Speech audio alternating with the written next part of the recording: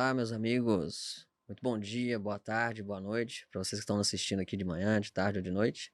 Meu nome é Ismael Fontoura, faço parte aqui do HN Cast e estamos inaugurando aqui o nosso programa onde vamos bater um papo, falar muito sobre a comunicação, hipnose, empoderamento pessoal.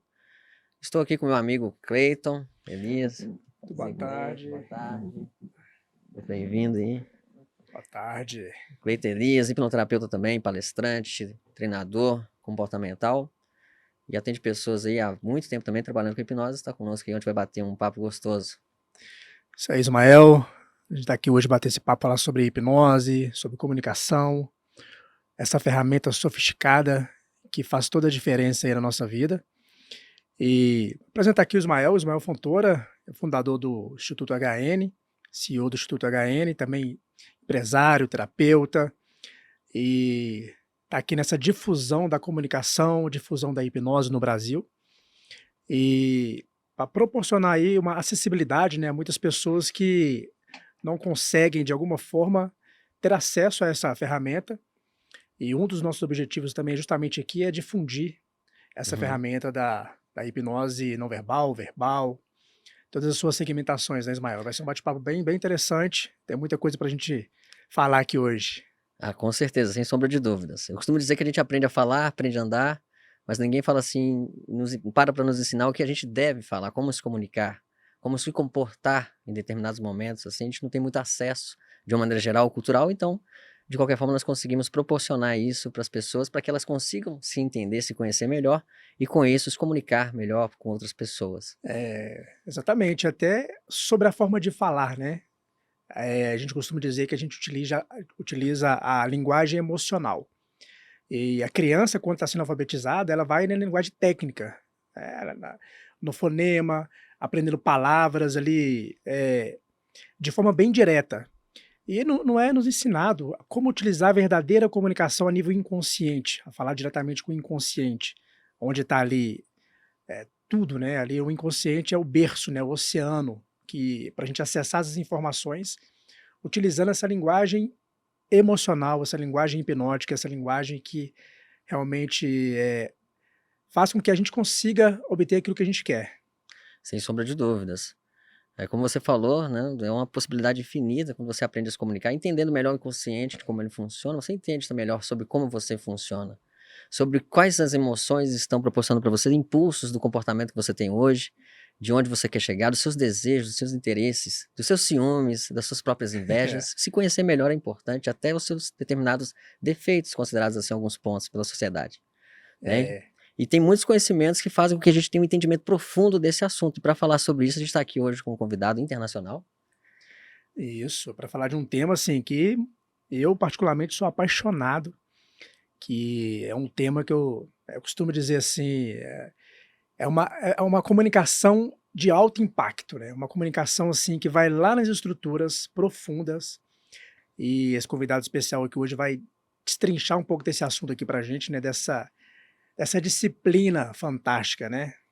Maravilha. As disciplinas analógicas, para quem não conhece, é um conjunto de ferramentas, uma ciência comportamental que traz, embebe de diversas fontes do comportamento humano, do Dr. Paul Ekman, da psicanálise freudiana e de outras ferramentas que funcionam, a parte que funciona, atualizadas aí ao conhecimento moderno. E nós temos aí hoje o Dr. Leonardo Baglini, que é autoridade internacional, representa a escola das disciplinas analógicas, a origem do conhecimento da Itália, do Dr. Stefano Benemeglio, e hoje ele vai estar conosco aqui falando um pouco. Olá, professor. É um prazer estar aqui com vocês e ter esse papo, essas conversações. Bom, então, as disciplinas analógicas, sim, são estudos. Eu, pessoalmente, como psicólogo, porque me formei como psicólogo inicialmente, comecei a aprender as disciplinas analógicas com meu pai, o qual era um médico. E, na verdade, são estudos que mudaram a minha vida completamente. Também mudaram o meu jeito de ver a vida, praticamente. Porque comecei a descobrir, como psicólogo, uma parte da mente humana que não é, infelizmente, estudada muito, hoje em dia, especialmente na psicologia, que seria a parte inconsciente, claro. Então, sim, as disciplinas analógicas são estudos, agora em dia, científicos e filosóficos. Científicos porque existem estudos científicos sobre as disciplinas analógicas, obviamente, e filosóficos porque são ensinados em universidades, nas faculdades de filosofia, obviamente, especialmente na Suíça, na Itália, e daqui a breve também aqui nos Países Baixos também.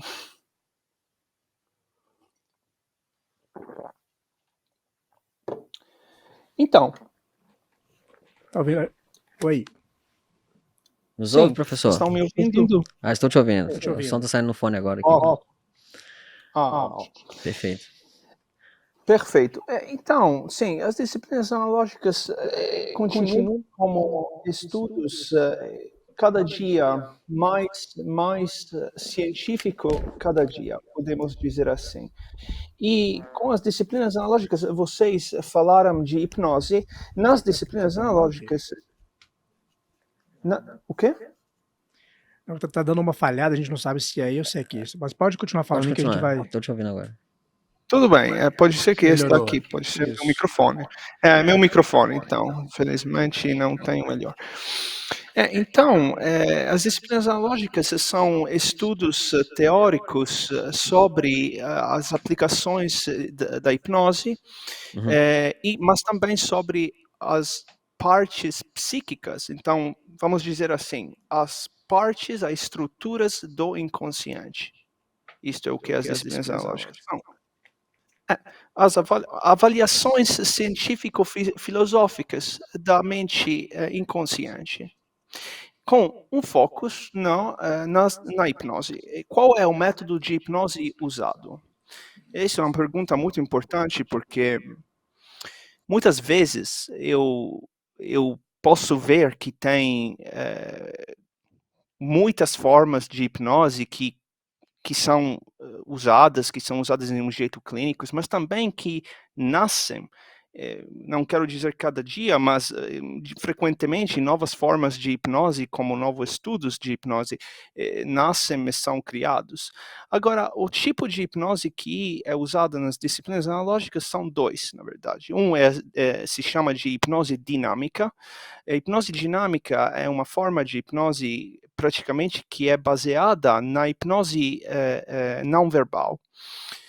Todas as duas, essas duas e também as disciplinas analógicas foram criadas por um psicólogo, o Dr. Stefano Benemeglio, psicólogo italiano.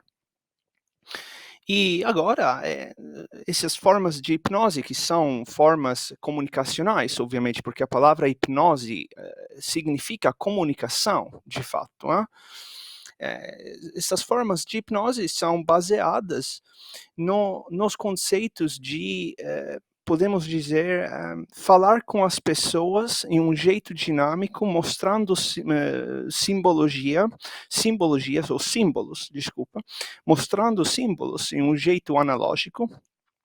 O nome, assim, disciplinas analógicas, obviamente, os símbolos são mostrados em jeitos analógicos, onde analógicos significa em um jeito, podemos dizer que usam os canais não verbais, que são os 4 canais não verbais comuns, então, proxêmica, cinésica, áptica e paralinguagem.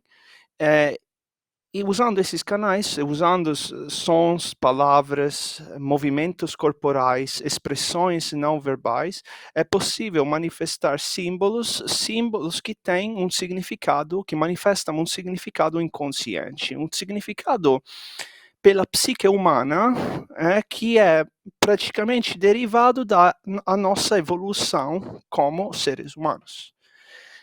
Agora tem uma aglomeração de teoria aqui que é muita, não é que posso falar todo o tempo sobre a teoria, Pode ir. mas... Por exemplo, né? Você falou da simbologia, dos símbolos, dessa parte analógica. Você pode dar um exemplo. Repete essa pergunta para ele, por favor, que deu uma falhada. Você falou sobre as simbologias, né? Sobre os símbolos. Sim. Sim. Você pode dar um exemplo para a gente de como que um símbolo, o que que um símbolo pode desencadear no inconsciente de uma pessoa, né? Então, e até dar alguns exemplos desses símbolos assim sobre como que eles podem comunicar com esse inconsciente e qual é a resposta que a gente tem do inconsciente do sujeito através da expressão desse símbolo como operador. Certo.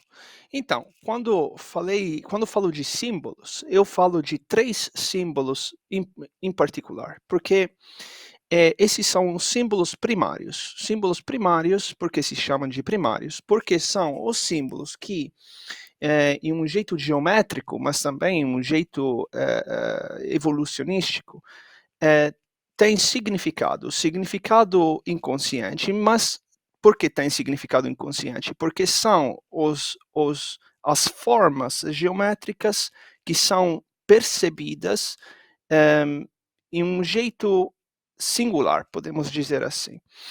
Esses símbolos são 3. Então, é o círculo, o primeiro símbolo, eu acho também um dos símbolos mais importantes, o círculo. O segundo símbolo é o triângulo, e o terceiro símbolo é a haste. Esses 3 símbolos, por quê? Primeira coisa, por que foram, podemos dizer, achados esses símbolos, ou analisados esses símbolos? Porque as formas do mundo, do ambiente e também as nossas formas físicas são baseadas nesses 3 símbolos. Então, a haste, como podem ser os dedos, como podem ser as árvores, os triângulos, como podem ser a composição física do corpo humano, ou a composição física do corpo de alguns outros animais, e o círculo. O círculo é, em vez, um símbolo que é, de fato, visível, quero dizer, em qualquer forma, por exemplo, a lua, por exemplo, o sol, etc. Então, os seres humanos, durante a nossa evolução como animais,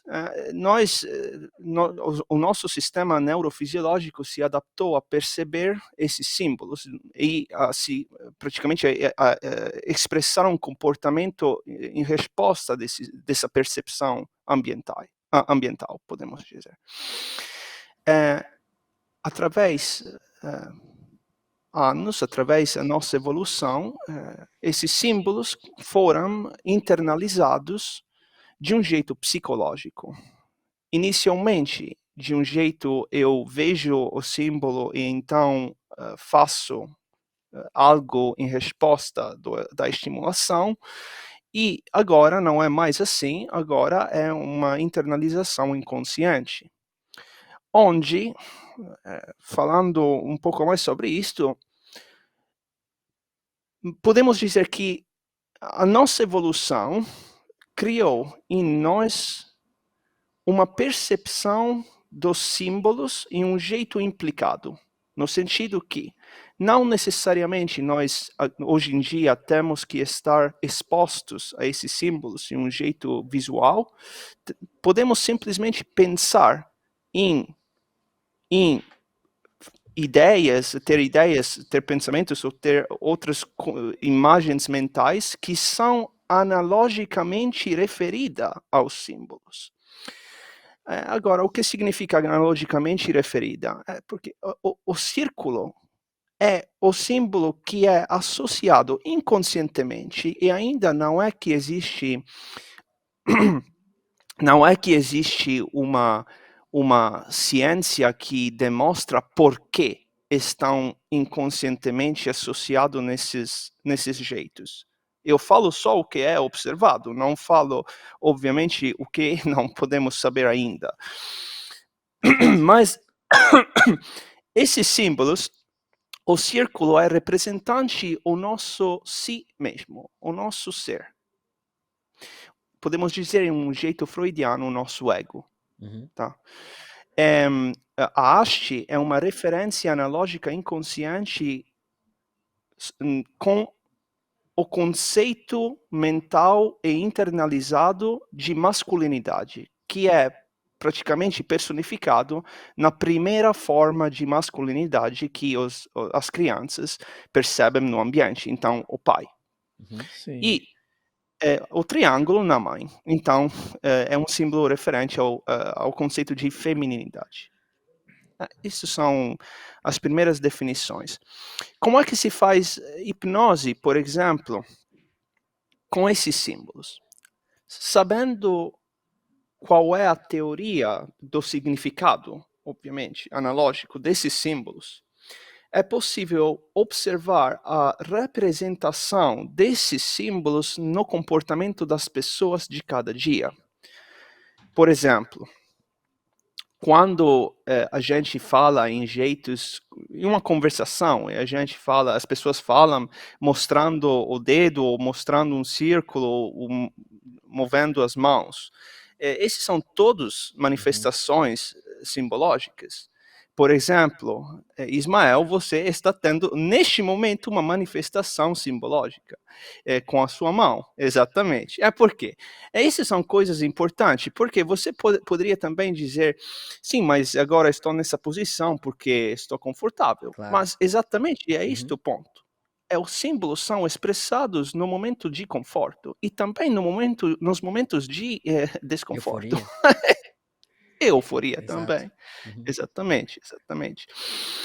Então, esses símbolos, através das conversações, através da conversação com as pessoas, comunicação, e não falo de agora ambiente clínico terapêutico, falo simplesmente No de dia a dia ambiente mesmo, né? Cotidiano. dia a dia mesmo, exatamente. Quem é formado nas disciplinas analógicas, que são chamados de analogistas, e falam no dia, vamos dizer, falam assim, uma conversa tranquila com outras pessoas, podem manifestar esses símbolos em momentos apropriados, em momentos nos quais aquelas pessoas manifestam, os interlocutores manifestam ou alguns sinais não verbais que demonstram ou que são associados a uma necessidade, a um sentimento de necessidade. Os analogistas podem mostrar os símbolos necessários e, obviamente, necessários pelo inconsciente daquela pessoa e fazer hipnose, porque hipnose é comunicação, onde... E aqui quero fazer uma diferença importante.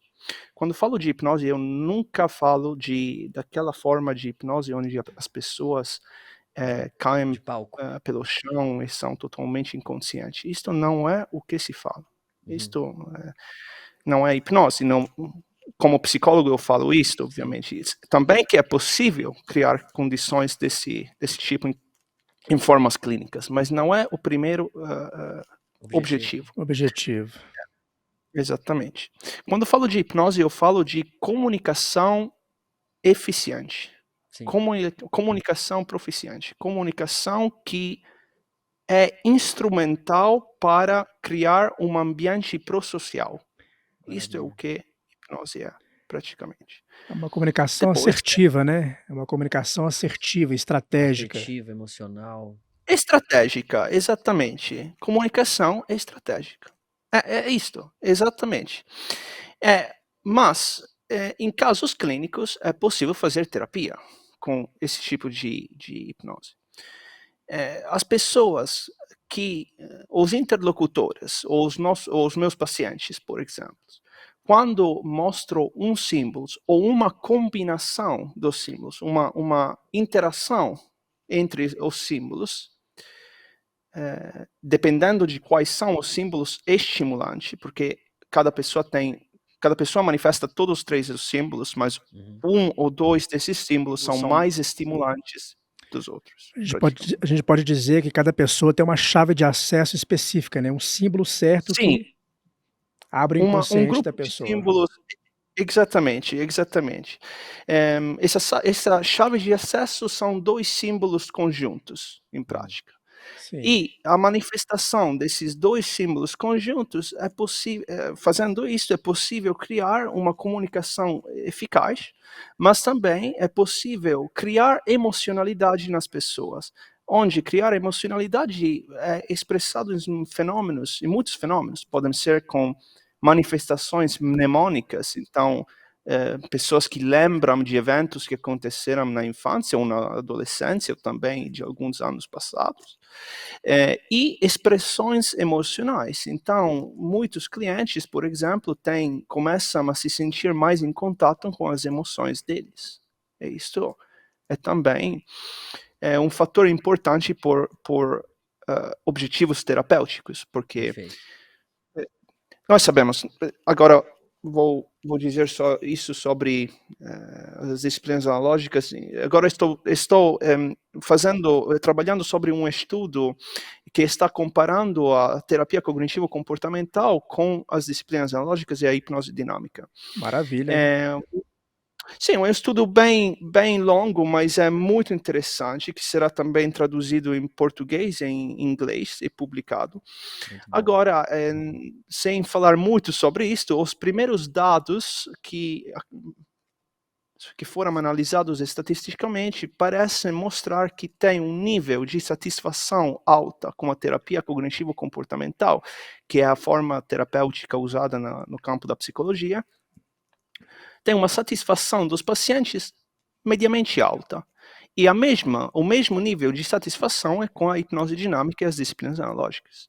Professor, Praticamente o mesmo nível. você também tem especializações em psicopatologias no contexto forense. Com certeza, Dentro do com cenário certeza. Sim. forense, quais são os meios de comunicação, assim, de interação que são úteis dentro das perspectivas das disciplinas analógicas? Agora, quando se fala de ambiente forense, estamos falando de ambiente onde tem criminais e vítimas. O problema aqui é um problema muito importante, é que quando falamos nesse caso, falamos assim, no ambiente forense tem um nível alto de psicopatologia, um nível muito alto. Sim. E quando tem um nível alto de vários tipos de psicopatologias, seja nos criminosos, seja nas vítimas, obviamente, de crimes, a manifestação dos símbolos podem ser destabilizadas em jeitos que, por exemplo, os símbolos aparecem em um jeito prevaricante demais ou frequente demais. Por exemplo, pessoas que tinham experiências negativas com, vamos dizer, vítimas. Falamos de vítimas de crimes violentos, por exemplo, os familiares de pessoas que infelizmente foram matadas. Isto é alguns eventos que podem acontecer.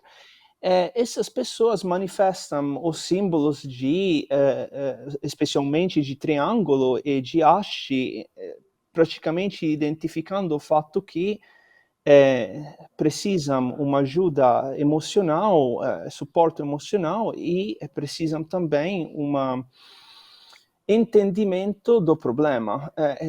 Entendimento do problema no significado, o que significa? Significa quem é que criou esse problema em eles, por que eles querem respostas. Uhum. E agora, como podemos fazer? Falamos de terapia. Como podemos fazer terapia a essas pessoas? É difícil. Então, assim, temos que juntar a terapia cognitiva comportamental com a hipnose dinâmica, com certeza, porque todas as duas deixam as pessoas entender o que está acontecendo na vida deles, quais são as mudanças, os problemas, e também como esses problemas emocionais, ou pelo menos esses problemas que têm consequências emocionais, como podem ser resolvidos de um jeito emocional, com certeza. Perfeito. Nos criminosos, em vez é um pouco mais difícil, porque os criminosos tem diferentes tipos de criminais. Tem pessoas violentas, pessoas que não são violentas, pessoas que não queriam fazer um crime, mas simplesmente fizeram. Então, tem vários parâmetros, várias categorias de criminosos. Não podemos generalizar a todos. Mas, nas pessoas criminais violentas, usualmente são todos homens, ou pelo menos 99%, 98% são homens. E tem muitas variáveis pelos tratamentos deles, e o problema fundamental é que essas pessoas são assim focadas nos problemas deles que eles não conseguem ver o que criaram em termos de danos nos outros. Fazer terapia é possível, é sempre possível. Aqui na Holanda, os Países Baixos são a demonstração disto. Enquanto tem um sistema aqui na Holanda de tratamento dos criminais violentos, que é, eu diria, único na Europa, mas também alinhado com os métodos europeus, que funcionam, de fato, são reabilitatórios e não só punitivos. Perfeito, Maravilha. professor. É muito bom você deixar esse contexto. A gente pegou a terapia, pegamos a área policial também, né? Que pode ter uma amplitude de atuação muito Sim, grande. E fora disso, tem algo muito importante também, que nas vendas. nas vendas, exatamente. E já para linkar esse tema com as vendas, pelo que ele mostrou para a gente ali, que os símbolos eles são uma chave que abre ali o inconsciente de uma pessoa. Sim, é uma forma de ler. É uma forma ali de, né? E até pegando o gancho da parte criminal, doutor Leonardo, alguns, antes da gente entrar nas vendas, tem algum símbolo predominante dentro, por exemplo, assim, um psicopata ou um criminoso, assim, ele se comporta com uma dessas tipologias predominante? Parental, maternal, ego, Só uma tendência, né? Veja bem, não é que são símbolos predominantes dependendo do tipo de pessoa, não é exatamente isto. É mais a aglomeração dos vários comportamentos que são relacionados com os vários símbolos. Então, por exemplo, as pessoas que têm comportamentos violentos ou que têm uma tendência a ter comportamentos violentos, usualmente manifestam com frequência mais alta, mais alta de frequência, o símbolo haste. Mas isto não é uma indicação suficiente a dizer essa pessoa é violenta. Isto é uma sim, indicação a dizer que essa pessoa é prescritiva de problemas e prescritiva de problemas e das causas dos problemas nas outras pessoas. Isto é o que o símbolo haste significa em um outro sentido. É necessário ver se essa pessoa também manifesta atitudes que são alinhadas com esse símbolo haste em um jeito de frequência muito alto. Por exemplo, atitudes antissociais, que é o primeiro parâmetro de uma tendência a ser violentos. Entendi. E por outro lado, as vítimas talvez apresentariam mais o símbolo triângulo, assim, de uma forma... Depende das vítimas. Por exemplo, as vítimas diretas de crimes, sim, manifestam símbolos triângulos usualmente. As vítimas indiretas, que podem ser os familiares da vítima direta, mas podem manifestar também haste como símbolo prescritório de observar qual é o problema e observar qual é a causa do problema nas outras pessoas, exatamente com os criminosos. Simplesmente que Legal. as famílias, as Queria saber familiares se das vítimas. esse papel ele inverte quando, por exemplo, a pessoa que sofreu a agressão, ela se torna um agressor. Sim. Se ela se manifesta mais a arte nesse momento. E se tem também uma mudança na perspectiva cultural. Vamos supor, na Holanda tem uma tendência a uma simbologia. No Brasil, outra. Se há também uma possibilidade dessa interferência cultural. Sim, muda nesse jeito exatamente assim. Agora, isto não é algo que é cientificamente analisado, avaliado, mas é algo que eu observei. É algo da minha observação e da observação de outros psicólogos. É verdade, assim, pessoas que viram de vítimas a criminosos podem começar a manifestar mais o símbolo haste. Isto é verdade. Em algumas interações Maravilha. sociais, obviamente, dependendo das interações sociais.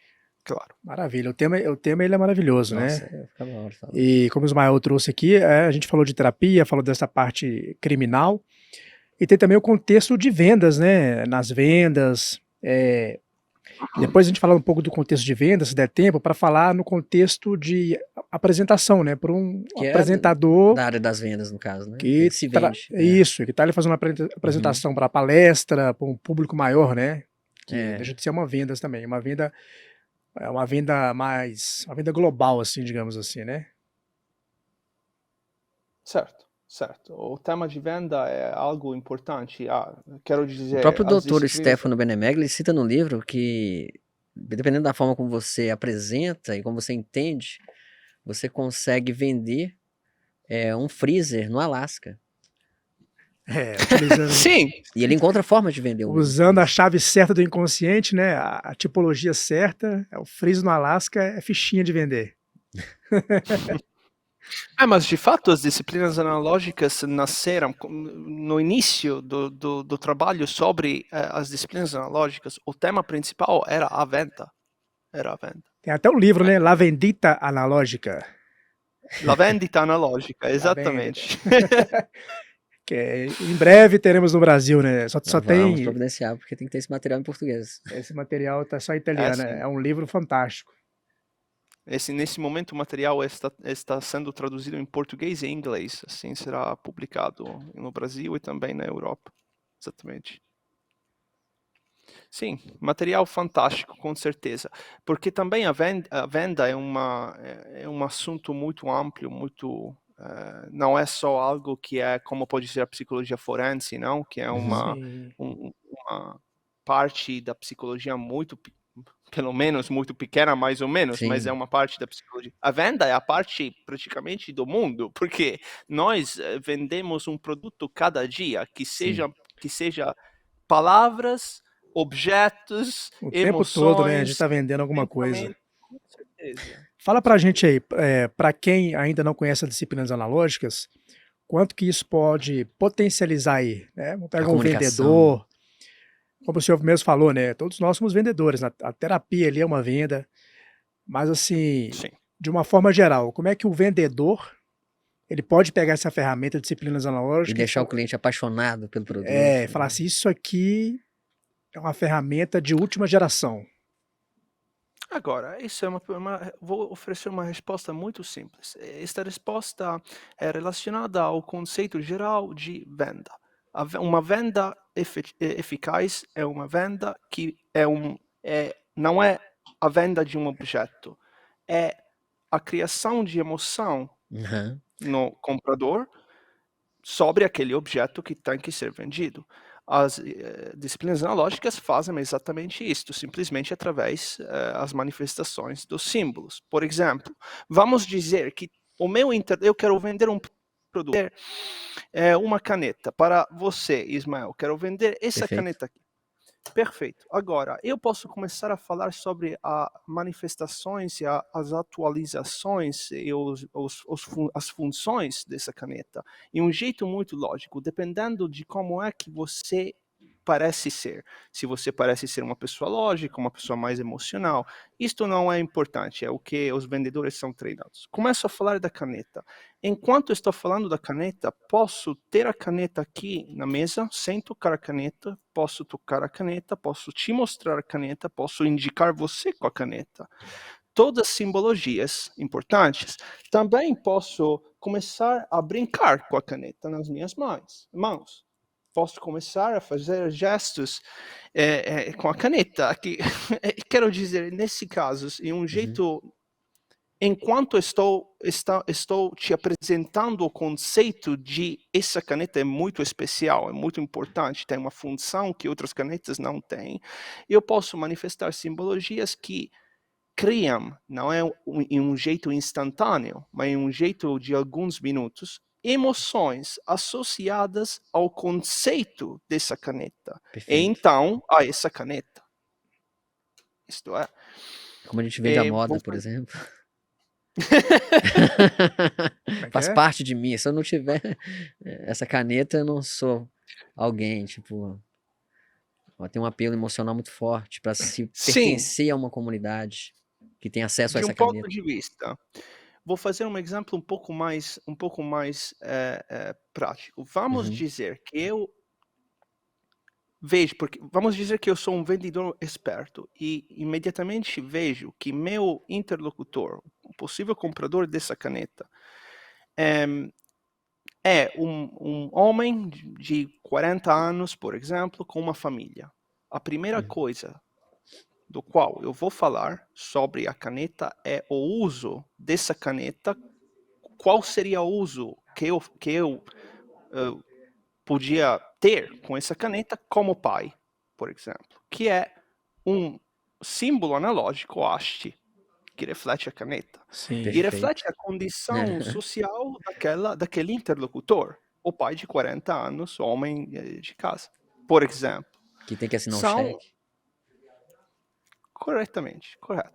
Então, tem jeitos e jeitos que são estudados, obviamente, nas disciplinas analógicas, também mais complexos, Uhum. mas são eficazes, Sim. especialmente na venda. Eu diria que a venda, o campo da venda é o campo onde as disciplinas analógicas são as mais eficazes. Na terapia, é ainda algo que está em fase de estudo, em fase de Mas na aplicações. venda é 100% validado. Mas na venda é já Uhum. validado, até acho 15, 20 anos, então já bem claro na venda, sim. É muito interessante isso, né? Porque, já pegando o gancho do começo, né? A chave certa. Eu acho que, para quem está assistindo esse podcast aqui, entender que é ter a chave, a combinação certa, né, doutor Leonardo? Até tem os testes, né? Para ver qual tipologia a pessoa pertence, né? Feitos os testes. Né? Também tem as questões ali. São quantas tipologias? Tem a tipologia do ser, do ter, Não, tem o então, ego másculo. sim, as tipologias são praticamente 16 tipologias 16 simbólicas, tipologias.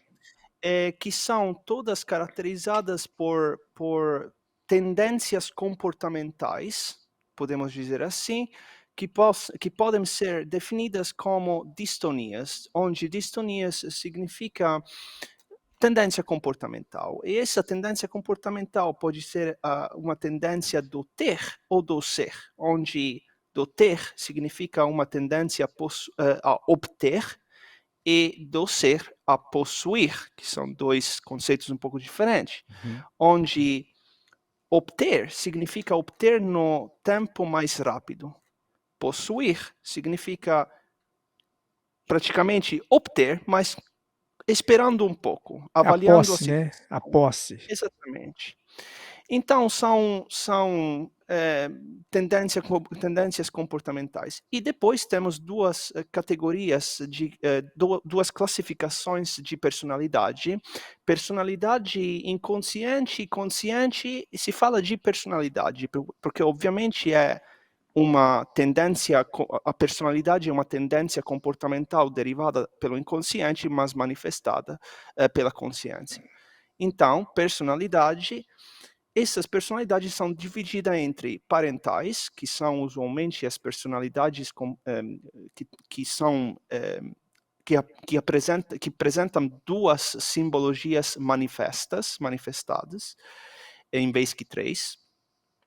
E usualmente são as simbologias e os vários tipos de personalidades que as crianças têm, porque as crianças se chama de parental porque as crianças botam uma confiança alta nos pais.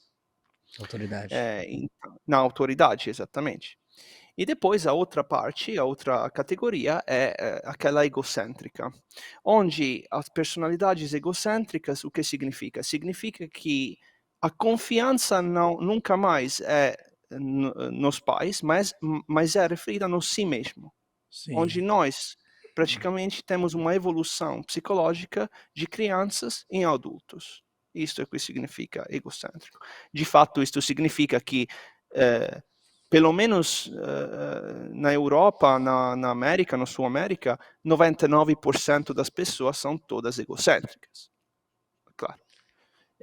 Agora, no Oriente, nos países orientais, isto pode mudar um pouco por causas culturais. Por exemplo, tem uma percentual de pessoas que são mais parentais também, que estão com 25, 30 anos, e que não é algo incorreto ou patológico, é algo que é normal, que pode funcionar, depende só da cultura também. Isto é um dado muito importante. Maravilha. Maravilha, professor. Eu vou fazer um exemplo sobre isto. Eu vou fazer um exemplo, uma comparação entre o Brasil e o Japão. A cultura brasileira fala uma coisa clara, que as pessoas precisam, especialmente hoje em dia, homens e mulheres, em passado principalmente os homens, fala claramente que nós precisamos trabalhar, precisamos sair de casa, trabalhar e voltar para casa e passar o nosso tempo com a nossa família. Culturalmente, o Brasil é um país onde o homem vai para trabalhar e a mulher fica em casa educando os filhos. Culturalmente, de muitos anos atrás. Hoje em dia é um pouco mais diferente. O mundo sempre muda. No Japão é um pouco a mesma coisa, mas os parentes, os pais das pessoas têm uma autoridade na família também nos filhos, dos filhos deles, quero dizer, nos netos. Isto é uma consequência importante, porque isso demonstra que muitas pessoas japonesas, por exemplo, são sempre parentais, ainda são confiantes dos pais deles, apesar que eles têm 30 anos. Em vez das pessoas brasileiras confiam neles mesmos, porque eles são responsáveis diretamente das situações econômicas, dos problemas sociais ou interpessoais da família. Então, são considerações também relacionadas com a cultura. Maravilha. Maravilha. Bom, maravilha esse bate-papo aqui. Dependesse de mim, eu ficaria horas falando sobre as disciplinas analógicas, comunicação, comportamento humano, que é fantástico. um assunto fascinante, fundamental para todos nós que convivemos com pessoas, que nos relacionamos, que queremos nos entender melhor, as nossas limitações, os nossos desejos, angústias. Isso é muito importante porque é um autoconhecimento que de uma espécie que, igual a gente comentou no início do programa, nós não temos contato logo na infância, por uma questão cultural também, né? Exatamente, é um conhecimento que, se fosse ensinado aí desde ali do início, né, Gênios seriam produzidos todos os a gente dias. estaria em outro nível de comunicação aqui, de cultura, de tudo, né? Mas hoje nós temos acesso a essas ferramentas, né? Então, o que facilita bastante aí. Tivemos a oportunidade de aprender, estamos aprendendo aqui. Com certeza. E o doutor Leonardo trazendo, né, esse conhecimento aí, tá vindo lá da fonte, lá da Itália, junto com a escola do Digaria Dr. algo a Stefano mais. Benemegli. Oi? Desculpa a interrupção. Digaria algo a mais. Claro. Através do estudo das disciplinas analógicas, quantas vezes, e não falo de vocês, porque vocês dois são expertos nos campos também da terapia, do ensinamento, da educação. Mas quantas vezes as pessoas têm problemas emocionais, problemas com a família de origem, problemas com a família atual, problemas pessoais, e eles nem sabem o porquê, nem sabem por Verdade. que sentem essas emoções. Estudando as disciplinas analógicas, estudando os símbolos, as personalidades e os jeitos de hipnose dinâmica e auto-hipnose, porque a hipnose Sim. dinâmica é comunicação, então também auto-hipnose. Como é que podemos falar com o nosso inconsciente? É possível entender em um jeito consciente a causa verdadeira dos nossos problemas emocionais, do porquê nós temos emoções negativas que estão te afetando a nossa vida em um jeito disfuncional, que estão criando problemas também de decisionais. Por exemplo, vou fazer um exemplo pessoal. Por exemplo, quando eu tinha que escolher podemos dizer, uma fase da minha vida, tinha que escolher um estudo ou um outro estudo. Naquela época, meu pai me falou: você precisa escolher o que é mais correlacionado com a sua personalidade. Naquele tempo eu tinha 17 anos, então não entendia bem o que meu pai queria dizer, mas Claro. escutei para ele, escutei os sugerimentos dele. E, hoje em dia, estou totalmente feliz. Posso dizer, à idade de 29 anos, realizado com o meu trabalho, de um ponto de vista de trabalho, estou totalmente realizado, totalmente feliz. Então, isto é. Por quê? Porque comecei a seguir a escolhas. Quando eu tinha dúvidas, eu vou perguntar por meu inconsciente, através da auto-hipnose, o que eu tenho que fazer. O que eu sei do meu inconsciente é que a minha mente inconsciente, que significa a minha parte neurofisiológica, vai sempre me oferecer uma resposta que gera emoções positivas, ou pelo menos emoções que são fundamentais para mim. Perfeito. Isto é a coisa suficiente, Muito que bom. é necessário. E até um tema, né, para a gente trazer para o nosso próximo encontro é sobre essa reestruturação, né? Como as disciplinas analógicas pode ser aplicado, como o doutor falou, né, para reestruturar o nosso inconsciente, né?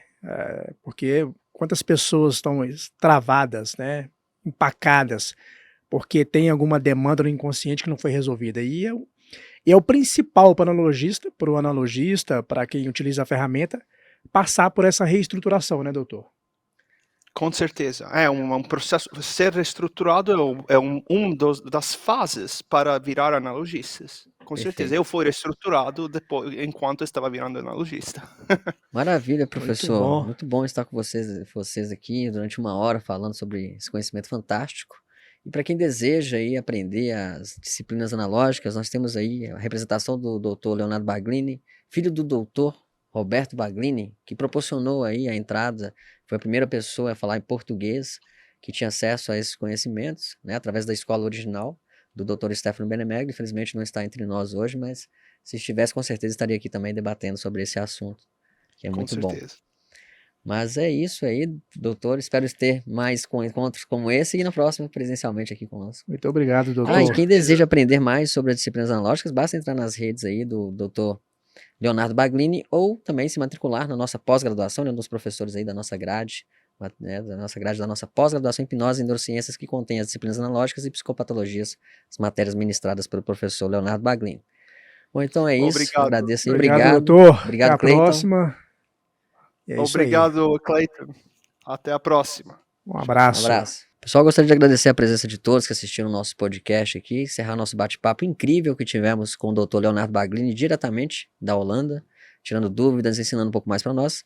Também despedindo do meu amigo aqui, Cleiton Elias, obrigado. Muito bom, agradecer o pessoal que esteve com a gente, nossa audiência, agradecer o Ismael, o HNcast, Dr. Leonardo Baglini. Foi um bate-papo incrível sobre disciplinas analógicas. E convidar o pessoal para seguir as nossas redes sociais aí, né? Lá vai ter todas as informações sobre disciplinas analógicas e hipnose. E agradecer você, Ismael, e a gente se vê na próxima aí. Até mais.